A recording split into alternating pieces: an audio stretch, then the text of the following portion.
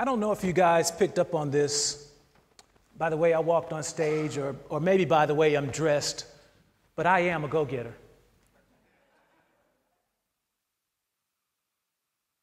I wanted to have a brief conversation with you all this afternoon and discuss what it means to me to be a go-getter. You know, Webster's dictionary would describe it as someone who's enterprising, someone who's possibly hell-bent on being a success in life. And you know what? I didn't even have this epiphany that I, Garion Bunn, am a go-getter. I was having a conversation with a good friend one day, and I was kind of outlining to him, you know, I am struggling with so many things. There's so many things I want to achieve. There's so many things I want to do, but I just can't seem to pull the trigger, or I just can't seem to make them happen. And he's like, Bunn, what are you talking about? What do you mean you can't achieve something you set out to do? Bunn, you're a go-getter. If anybody can do it, of course you can, right? And I'm sitting there thinking to myself that, I don't know, maybe you're seeing something that I don't see. And so what I began to think about, I said, you know what? I went back in my mind to a time when that wouldn't have been said about me.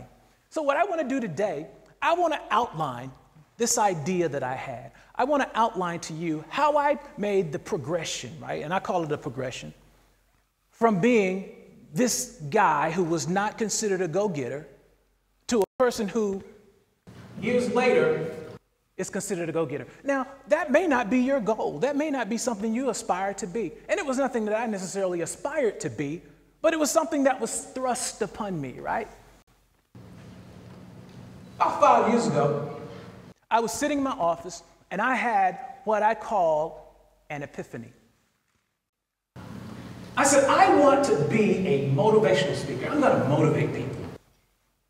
And at the time, and most of you will get this, you know, when you're sitting by yourself and you're bouncing ideas inside your head, they sound really good until you speak them, right?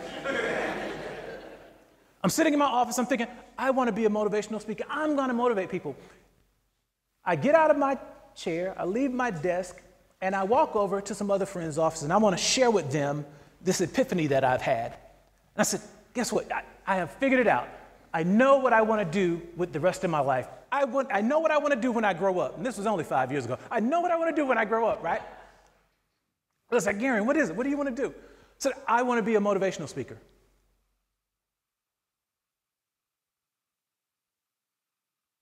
First, there was that length of silence. And then there was, you're crazy, right? You're going to do what? First of all, Garion, who are you going to motivate? And secondly, what are you going to say? I mean, what can you, get this, just so you guys know, my background is in construction. What can a construction guy motivate people to do? You going to motivate somebody to build a new house? You going to motivate someone to maybe landscape their yard? And I stood there thinking to myself and feeling, I don't know, how small can you feel? I mean, you guys are looking at me. I'm a pretty big guy, but I felt probably this big standing in front of them. And it wasn't the fact that they laughed at me. It wasn't the fact that they laughed at me that made me feel about this big.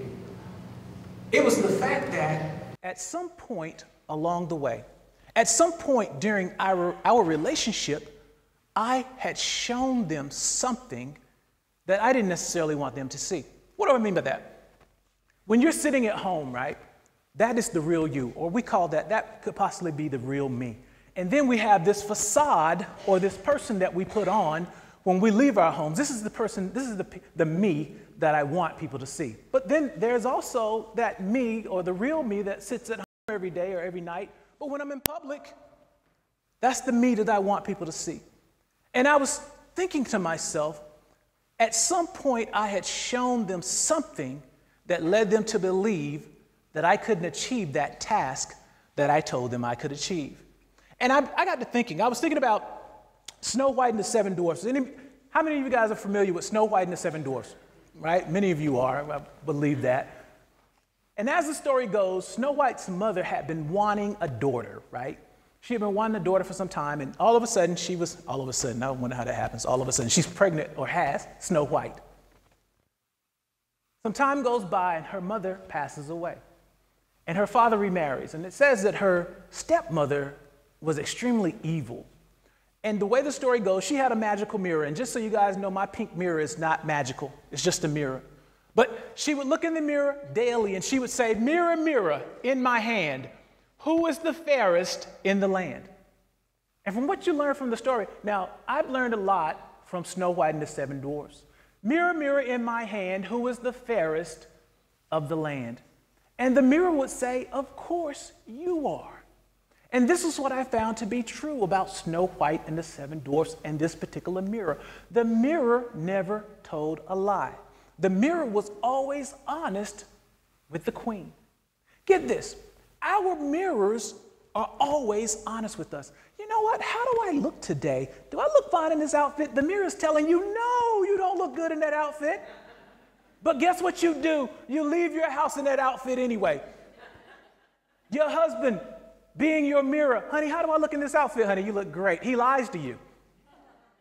But your mirror doesn't lie. So I began thinking to myself, when I left my office and got in front of these two mirrors, what did I share with them in my past that led them to believe that my image, the impression that I had left with them before, led them to believe that Garion can achieve what he told us he could achieve. And I got on this whole idea of image. I said, you know what? At some point, get this, when we think about our image, there has to be some level of congruency. And what do I mean by that? I mean there has to be some congruency between what I say or what I tell you I'm going to do and that thing in which I do. For many of us, it is, I'm telling you I'm going to do something, but guess what? It never happens. And so for a long period of time, I had been sharing with them thoughts and ideas of things that I want to do, things that I'm going to be, things that I aspire to be, but guess what? They saw no fruits from my labor. And so when I came over to their office that day and telling them, "Hey, I want to be a motivational speaker," they're sitting there thinking, "Okay, this is another bright idea that's going to get no traction," right? Image. Back in 2009, opportunity to travel to Ghana, Africa. I was sent over I was in grad school, and we went over to work with the Ghana Institute of Management and Public Administration. While we were there, we were tasked with working with specific organizations to help them and do some consulting, if you will, to look at how can I grow my business, what are we doing right, and specifically, what are we doing wrong? Has anyone ever been to Ghana or Accra? At any rate, when we were there, it was amazing, right? You step off the plane, you go through customs, and as you come out, there are people all around you. We really felt like celebrities, and I guess you could say, being Americans, we really did feel like we were, hey, you know what? Yeah, we're here. We've arrived, right? But as soon as we step off, we go through customs, we come in, and there are people all around you trying to sell different products. You can purchase anything you want to purchase. I purchased it on the street. We were on the street heading to our hotel. I bought a Bob Marley CD. I even bought a pair of cufflinks, and if I were wearing a cufflink shirt, I would have had them on today because they have not faded on me, right? Get this. You could purchase anything you want. In the morning, you could be driving to your office on the freeway. Imagine driving down, what is the highway, 95, 85 or whatever, 40, and on the middle of the highway, there are people selling you sausage biscuits first thing in the morning. You can buy orange juice on the way to the office. You don't even have to drive into a McDonald's drive-through, Wendy's, any of those. You can just stop on the highway and get a biscuit. Sounds crazy, right? But it's real. So one particular day, we had worked with several organizations, and we decided, a group of us, we said, look, let's go to the market, much like what we Americans would call a flea market. We were saying, let's go to the market, and we're just going to have some downtime. We're going to hang out and kind of get immersed in the culture. And we got to the flea market. Same deal. We step off the bus and we're just surrounded. There are hordes of people surrounding us, trying to get us to purchase different things. And I remember one young lady, I remember her name was Angela. She said, "Gary, look, I need you to stay close to me." She said, "Because I am so uncomfortable with people being all in my private space." You know, we have this thing we call personal space. And when they're around you trying to get you to sell something, they don't really care about your personal space. They just want to sell something. So this one gentleman said, look, I want to buy your watch. I remember having on a watch because it was hot. In the middle of the summer, I had on shorts, a t-shirt, baseball cap, and my watch. He said, I want to trade you something for your watch. And I said, look, I really don't want to get rid of my watch. I said, I just don't. I didn't come here to get rid of my watch. Well, I tell you what, here's what we'll do. You give me your baseball cap and your watch, I'll give you 2 of these wooden masks. I said, at this point, I'm frustrated. I was really frustrated. I'm thinking to myself, look, I don't want to barter anything. I want to leave with what I came with. And I'm feeling kind of afraid because I'm in a distant land. I'm thinking like, yeah, he really could take it if he wanted it, right? There was just groups of people everywhere. And he paused, and he looked at me, and he said, you don't get it, do you? I said, no, I don't get it. He said, you were born in the United States of America. You live in the United States. You've won the lottery. And at that time, I didn't get what he was saying. I was still upset because he was trying to make me barter for goods that I didn't want. I really didn't get it. Because in my mind, I'm thinking some Monday comes soon, I have to go back to work, right? I don't know what lottery winning that is, right? Going to a job. But that's what was floating around in my mind. We get back to the States, and it sunk in immediately. What he was telling me was, he says, you have the wrong attitude toward what you have and what you have access to. He says, if I were you, do you know what I could do with all the things that you have access to? The people, the resources? But I'm stuck here and you're going back to your lottery winnings and I can't go. He says, you have the wrong attitude about what you have access to. I was blown away. Because you know what? For the most part, most of us are looking at our friends, our family, our co-workers, and sometimes wishing upon a star that we had what they have, and not really having the right attitude toward what we do have. Because for everything that you have, there's somebody who has a little bit less. For everything that you have, there's obviously someone who has a bit more. And all he was saying was, dude, you don't even have the right attitude about what you have. If I had access to what you have access to me, it would be like winning the lottery. Attitude. One night I was sitting at home and I was thinking about a good friend that I hadn't spoken to in quite some time. I called him up and I don't know what it was. Maybe it was called providential. I called him and he was like, man, I'm glad you called. He was like, I just need to vent. I said, what's going on? You know, I'm starting this doctoral program and I have 10 questions that I need to answer. And I've been working on this for 5 hours and I'm only through question number 2. He said, you know, we got a new baby. I got a full-time job. He said, you know, my master's degree was a cakewalk compared to this.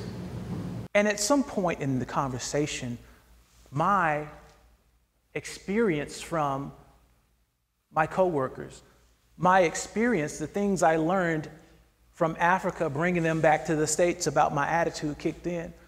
I said, what are you talking about? I said, do you realize that you were probably one of the smartest people that I went to high school with? Do you realize that there are people that are watching you that are hoping that you fail, right? I said, but on the flip side of that, there are people that you don't even know that are watching you and believing that you can do anything you put your mind to do. And so it's up to you as to whether or not you succeed or fail. And you're on the phone with me telling me that you're thinking about giving up.